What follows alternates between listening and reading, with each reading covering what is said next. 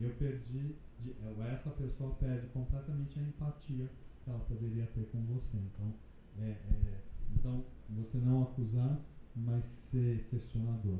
Eu me lembro uma vez eu fui dar uma formação para a Guarda Municipal de São Bernardo e tinha tido um problema porque a pessoa que eu fui substituir era uma garota, né? E é uma lésbica. E ela foi falar sobre machismo e talvez ela não tenha sido muito hábil, então ficou, né, os homens. Então, assim, tipo, causou um rebuliço lá. E aí só me avisaram isso quando eu estava indo para a sala de aula. Então, vou ser massacrado. Mas aí, qual era a minha estratégia? Era de falar que nós, a gente sabe, porque nós homens, a gente foi criado dessa maneira. A gente sabe muito bem, né, que a gente tem usufrui de privilégios que as mulheres não têm, né? Então, mesmo sendo gay, me colocava junto, mesmo não sendo machista, me colocava porque eu fui criado numa cultura machista. Eu posso hoje não ser, e certamente no meu comportamento alguma coisa ainda é, né? Por mais que eu tente não ser. Então, se você se coloca num pé de igualdade com pessoas que certamente têm mais preconceito do que você abre um campo de diálogo que, né, facilita muito, né, de que cria, a tua mensagem chega para aquela pessoa de uma maneira que fala, nunca tinha parado para pensar nisso, né? E pensar isso na cidadania. Marilena Chauí sempre fala que a democracia é o sistema onde se cria direitos. Porque hoje a gente está num momento de ameaça de perda de direitos, né? E a democracia é aquilo que está sempre aberto a um direito, a uma coisa que a gente não tinha pensado, isso também é um direito, né? Então, se a gente pensar na questão das línguas, das culturas indígenas, né? Assim, sei lá, 50 anos atrás, é tudo uma coisa só. Então hoje você tem uma consciência e você fala, bom, esse grupo étnico, né, tem o direito de ter a sua língua e a sua cultura não só reconhecida, como preservado, valorizado, né, divulgado. Então é um direito que foi criado, que não existia, né? Então, se a gente está trabalhando na cidadania, então tem direitos que precisam ser conquistados e eles precisam ser exercidos. Então a gente tem que garantir isso, né? Acho que acabou. Quando falo para o professor, eu gosto sempre isso é um cara de liberal, gente, não é nenhum revolucionário, não é nenhum, sabe? Embora tenha essa barba, não é nenhum Marx da vida, chamado John Ruskin, do início do século XIX, que ele fala de essa frase que eu achei em espanhol e traduzi para o português, que é: educar ou uma jovem não é fazê-lo ou fazê-la aprender algo que não sabia, mas fazer dela ou dele alguém que não existia. Porque assim, a gente sempre acha que a educação é transmitir conhecimento e na verdade educar é você dar possibilidade, né, de que alguém se torne alguma coisa que não era antes. Então eu fortaleci, eu empoderei essa pessoa. Então é isso, aqui estão os meus contatos, né? Também faço salgadinho para festas e batismo. Brincadeira. Então, tá aqui o meu e-mail, se alguém quiser, sei lá, tiver alguma questão mais específica, pode me escrever, tá? Mas lembrando que esse PowerPoint e o guia, aquele simplesinho, que é só texto, né? Ele tem 70 páginas, né? É um material bacana para vocês pelo menos folhearem, né? Acho que é legal. Então é isso, tá bom?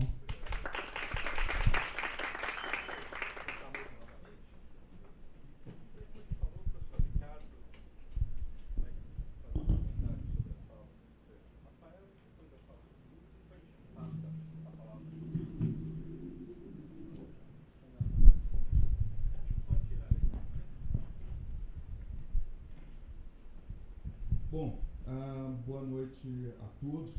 Eu até vou pedir, o Richard, eu vou fazer os comentários dos dois também, porque tem muitos pontos de aderência, né? Eu acho que hoje a questão do agendamento envolvendo a diversidade, né, ela está cada vez mais presente. Eu acho que é um contraponto, né, em relação à primeira metade do século XX, que trazia muita questão envolvendo a questão de nacionalidades, mas não passava pela diversidade. Esse foi o mote da Primeira Guerra Mundial, da Segunda Guerra Mundial. Durante o período da Guerra Fria, a questão da diversidade ela só vai mesmo ser retomada no movimento da contracultura, nos anos 60, né? E é um movimento que vai ser determinante para essa questão hoje, a partir dos anos 90 e no século XXI, até o momento, que foi um momento que você tem um movimento hippie, um movimento feminista, um movimento negro, um movimento gay, né, que praticamente eles começam a se organizar e vão dar um mote para o final dos anos 90 e agora essas primeiras décadas do século XXI. E o que muda nisso daí, eu acho que os convidados até vão colocar de forma muito interessante, né? Porque a diversidade, ela faz um contraponto também com a questão da Constituição, né? O direito, ele sempre vai colocar que todos somos iguais perante a lei. Chegando nos anos 90, esse conceito ele começa a ser modificado, né? Somos iguais a partir de qual matriz, somos iguais de que forma. É quando o Supremo Tribunal Federal ele acaba colocando algo bastante interessante, né? Quando ele vai discutir se a questão das cotas elas ferem a Constituição ou não, se a questão do casamento entre pessoas do mesmo sexo acaba ferindo a Constituição ou não. E é interessante que o Supremo Tribunal Federal, de uma forma bastante avançada, vai colocar essa questão. Nós não somos todos iguais perante a lei, são necessárias políticas afirmativas, né, para poder reduzir essas diferenças. Então, o próprio Supremo Tribunal Federal dá uma outra ressignificação para a Constituição. E isso daí foi algo bastante importante dentro desse processo. E um outro ponto também que eu penso que é muito interessante é a construção de sujeito, né? Então, o tempo todo se falava muito no coletivo geral, né? E que coletivo seria esse? A heteronormatividade, são as questões eurocêntricas, né? Que eram colocadas como isso que seria o igual. E aí vem, no final dos anos 80, já pegando os anos 90, a questão aí da construção do sujeito, né? Então, o primeiro grupo que acaba se manifestando é o grupo negro, depois vem o grupo gay, né? Aí depois entram as lésbicas, aí a sigla vai aumentando para LGBT, e hoje, por exemplo, essa construção do sujeito ela está envolvida não só na questão da diversidade de orientação sexual, mas também envolvendo a questão do idoso, criança e adolescente. Então, assim, a sociedade ela começou a ser vista por construções de sujeito e não só por um coletivo mais amplo. E na fala do Rafael e do Lula, né, eles trazem um outro elemento que é interessante, que é qual que é o papel da escola nesse processo, né? Eu acho que a escola ainda ela é extremamente conservadora porque a matriz dela, e colocando escola, podemos colocar a própria universidade também, a matriz é eurocêntrica, né? Se pegarmos os planos de ensino de todas as disciplinas aqui da Universidade de São Paulo, a matriz é eurocêntrica, os autores são europeus, né? Temos pouquíssimos autores até latino-americanos, né? De outras partes aqui da América Latina. Autores africanos, eles vão aparecer muito mais dentro do Departamento de Letras ou de Ciências Sociais, que trabalham a questão africana, mas em outros momentos os grandes cientistas africanos, os grandes escritores e escritoras africanos, eles nem aparecem nos programas de ensino de outras disciplinas. E nem os asiáticos, né? Isso também é interessante. Ou seja, quando vai pegar a questão do ensino fundamental, ensino médio, ensino superior, é o pensamento eurocêntrico que está marcado. E se é o pensamento eurocêntrico, é um pensamento único. né? Então, assim, nós temos esse problema seríssimo. A escola, por sua vez, e aí eu não vou perdoar os professores da rede de ensino, não. Eu acho que é um público muito complicado, muito difícil, muito preconceituoso para poder trabalhar, né?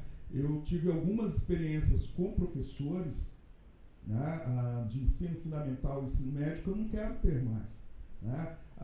Eu acho que é necessário eles se reciclarem, primeiro reciclarem enquanto pessoas, né? Porque assim, ainda uma visão muito machista, uma visão muito homofóbica que a gente acaba percebendo. Então, eu acredito que para qualquer mudança, eu acho que o material didático ele já é um primeiro passo, né? Mas eu acho que tem que mudar a formação dessas pessoas que estão trabalhando com a educação, né? E primeiro redefinir o que eles entendem por educação, porque eles entendem que a educação formal é passagem de conhecimento, de um conhecimento tecnicista, né? Então, assim, não é um conhecimento de mudança. Até gostei muito da frase que o Lula traz, né, do Husky, né, que é justamente assim, o processo de educação é você se modificar, né?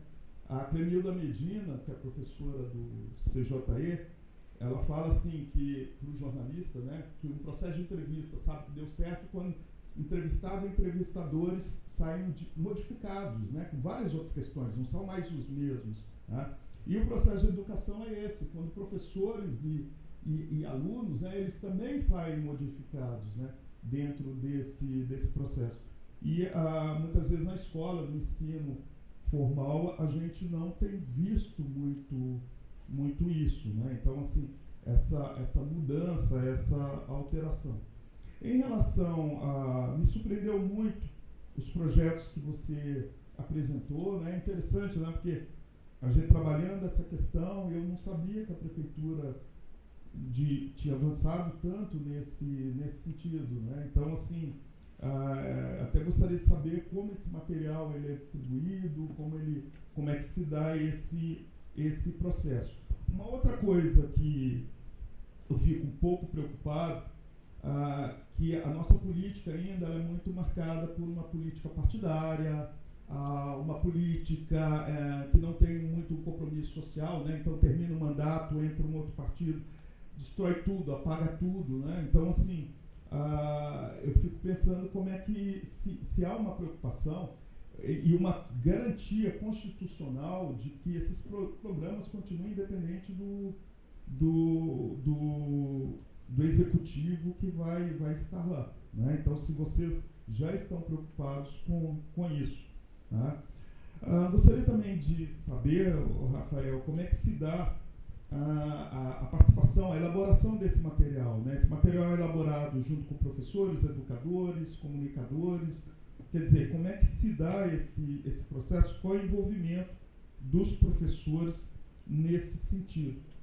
Outra coisa também que chegou a ser dito aqui, porque muitas vezes a gente supervaloriza a questão, por exemplo, da plataforma em que esse material didático ele vai chegar, né?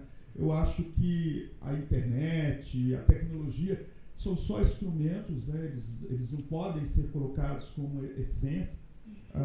Em que medida, por exemplo, você tem determinadas localidades que têm dificuldade de acesso à internet, ou a própria rede sem fio ela é ineficiente, porque muitas vezes, e chegou a ser colocado aqui, que o livro, né, ele pode deixar de ser usado, mas no dia a dia, no cotidiano, o livro é usado muito na sala de aula, né? Então ele não é um objeto tão alienígena, o que foi não mais utilizado, né? Como é que ficaria essa questão do uso do livro impresso mesmo, que o estudante ele tem bastante contato, né? A outra coisa que eu gostaria também de pontuar é que esse material todo é voltado para o professor, né? O professor que vai administrá-lo dentro do currículo. É um material que me pareceu ser um material transversal, né? Parece que ele passa por diversas disciplinas, né? Como é que se daria também esse processo, né? Dessa transversalidade como é que ele pode funcionar. Em relação ao Lula, eu acho que é bastante interessante, né, o que você coloca. Você é militante. Eu acho que a militância ela é importante porque ela permite, né, você entrar no interior, né, da questão. E eu fico pensando, por exemplo, se esse material que foi logo no início do mandato acho que foi no primeiro mandato, né, dela, da Dilma, que para mim assim foi uma grande decepção quando ela abre mão disso, né? Acho que sofreu muita pressão também e abre mão desse material. Se você teve alguma participação nesse material, ou se você teve algum acesso também, se você tem esse material, né? Eu tentei conseguir, não consegui, não sei o que eles fizeram, se destruíram o material, ou se ele está guardado em algum lugar, né? Eu gostaria também de questionar o seguinte: em que medida, por exemplo, os professores e as professoras das redes públicas de ensino, muitas vezes elas e eles, né, têm uma visão um pouco homofóbica ainda, heteronormativa, né, que é muito frequente. Assim como, por exemplo, a Lei 10.639, né, que fala da obrigatoriedade do ensino da África e da cultura afro-brasileira, que tem professores, inclusive evangélicos, que se recusam a dar esse tipo de conteúdo, né? Então, como trabalhar esse processo, se ainda a educação ela é vista de uma maneira muito personalizada, né? O professor em sala de aula, ele, apesar de ele ter um conteúdo, ele define se aquele conteúdo, ele cria juízo de valor sobre o conteúdo, né? Como é que ficaria dentro nesse sentido. Você também fala a respeito, né, do Guia de Diversidade Sexual da Educação, né? Se ele tem sido aplicado, qual que tem sido o retorno por parte dos professores. Bom, seriam essas as questões, né, que eu gostaria de colocar, porque quando a gente fala de produção de material, né, então você tem um material riquíssimo ali, né, você vocês dois, né, colocam a questão desse material ter uma ressonância, mas a gente esquece que também tem pessoas que vão utilizar esse material e como elas vão utilizar, né, e em qual contexto, qual juízo de valor que elas vão fazer. Então, os pontos que eu coloco para vocês dois seriam esses.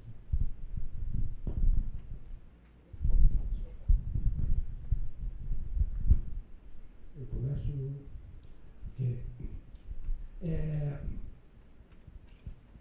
professor Ricardo, obrigado pelas questões, pelas perguntas.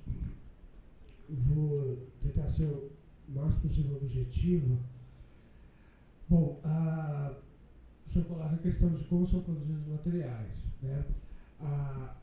Boa parte do trabalho da rede, né, até agora, nós fazemos através de uma consulta pública, né? Então, por exemplo, eu não sei se vocês têm conhecimento, a gente está implementando a reorganização e reforma curricular da rede. Ela teve, obviamente, um boneco, e esse boneco foi submetido à consulta pública, quase 30 dias. Por exemplo, agora a gente teve a consulta do São Paulo Integral, que é a implementação da educação integral na rede. Então, as escolas, a gente elimina a noção de contraturno. Então, sabe aquela história? Então, você estuda das 8 ao meio-dia, aí você vai, tem a alimentação escolar, que inclusive também teve uma modificação, vou comentar um pouquinho. E aí tinha atividade de xadrez, capoeira, tudo no que se chama contraturno. Então, eram 5 aulas, de 45 minutos. Então, 6 aulas de 45 minutos. Então, o que se fez agora? Se expandiu, né, na verdade, o tempo do aluno na escola. Então, você tem, na verdade, agora são 8 horas aula, né? Então, das 7 até as 2 da tarde. O que acontece? Nesse período, foram inseridas as outras atividades que eram chamadas de contraturno. Então, hoje, começaram sempre por adesão, começaram 76 escolas, 76 MFs e 30 e poucas EMEIs, né, que são integrais.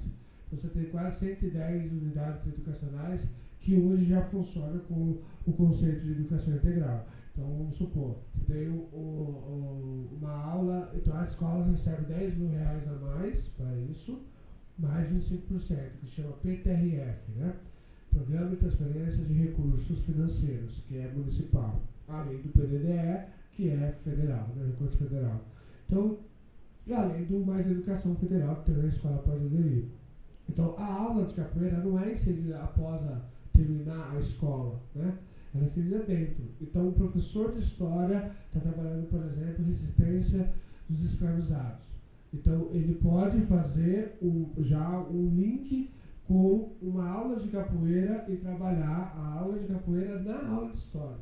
Então, esse que foi realmente um grande, né, passo, um salto que a gente dá, eliminando a noção de contraturno e colocando a integralidade da educação durante o período da criança, enfim, do aluno na escola. Então,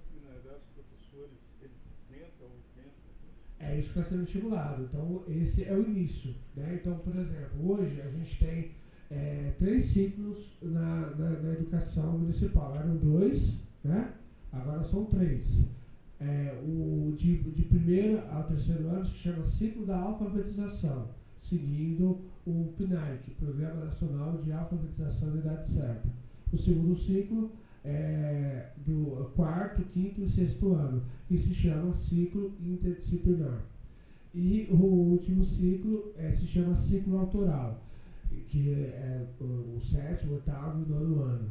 Com todo aluno, para se formar hoje no ensino fundamental da prefeitura, precisa entregar um TCA, Trabalho Colaborativo de Autoria, que pode ser um vídeo, que pode ser uma reportagem, que pode ser uma peça de teatro, que pode ser um texto, que pode ser um artigo, uma resenha. Então, todo tipo de autoria está sendo considerada, e aí é uma coisa que interessa a vocês, e muito, né, se coloca uma metodologia da educomunicação. Então, eu ia comentar, vou mostrar algumas coisas rápidas, óbvio, mas eu acho que o Jean deve ter comentado do projeto da imprensa jovem, né, da prefeitura, em que o núcleo de educomunicação era chamado Ondas do Rádio, agora se chama Núcleo de Educomunicação, tá? Tem na prefeitura, na SME. Então, é estimulado então, a imprensa jovem. Eles trabalham com todo tipo de linguagem, fotografia, internet, rádio, e muito desses TCAs estão na linha da educomunicação. Então, é uma coisa, inclusive, até interessante, a gente convida que vocês conheçam alguns TCAs que estão sendo feitos. Então, tem o professor que faz a mediação, ele é como se fosse um tutor, né, entre aspas, dos alunos, e então eles realizam ao longo do 9º ano esse TCA. Se não entregar o TCA, não se forma, tá? Não conclui o ensino fundamental. Então, o que se tentou desde 2013, uma reforma, é isso, é lenta, né? A implementação é isso, estimular a intermultitransdisciplinaridade, estimular que a autoria dos alunos, sobretudo, tá? E nesse ciclo interdisciplinar, por exemplo, há o que se chama regência compartilhada. Então, o professor de geografia trabalha junto com o professor de informática, numa regência compartilhada. O professor de língua portuguesa pode trabalhar com a pedagoga, né? A professora que seria do 1º ao 3º ano. Então, mais ou menos um pouco essa lógica que se está se colocando. E o São Paulo Integral, a gente também submeteu a consulta pública quase 3 semanas, e aí se chega à formatação final. Bom, além da consulta pública, eu vou só pedir licença aqui rapidinho.